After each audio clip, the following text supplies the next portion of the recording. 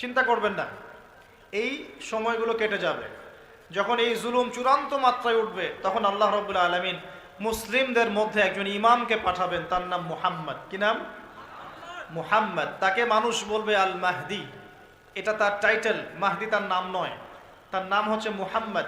তার বাবার নাম হবে আব্দুল্লাহ, তার মায়ের নাম হবে আমিনা, ঠিক নবী সাল্লাল্লাহু আলাইহি ওয়াসাল্লামের মতোই।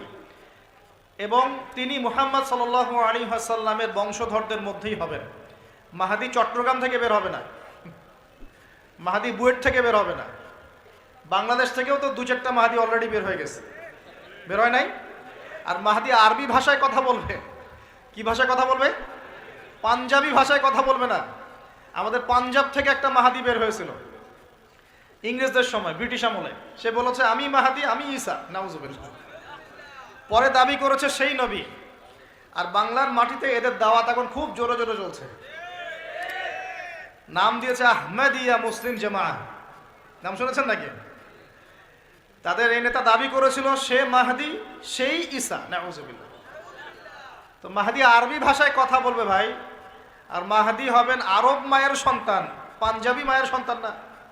পাঞ্জাবি ভাষায় কথা বলবে না, বাংলা ভাষায় কথা বলবে না। তিনি মদিনা থেকে আসবেন। কোত্থেকে?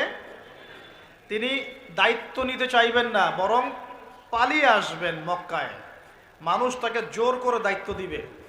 আপনারা যারা হজ করেছেন, কাবা ঘরের এই যে তাওয়াফ তো করেছেন মাশাআল্লাহ, তাওয়াফ এবং এই যে আপনার মাকামে ইব্রাহিম, এর মাঝখানে ইমাম মাহাদিকে তারা পেয়ে যাবে এবং সেখানে তার হাতে বায়াত নেওয়া হবে এবং তিনি মুসলিমদেরকে ঐক্যবদ্ধ করে এই জুলুমের এগেইনস্টে যুদ্ধ করবেন ইনশাআল্লাহ।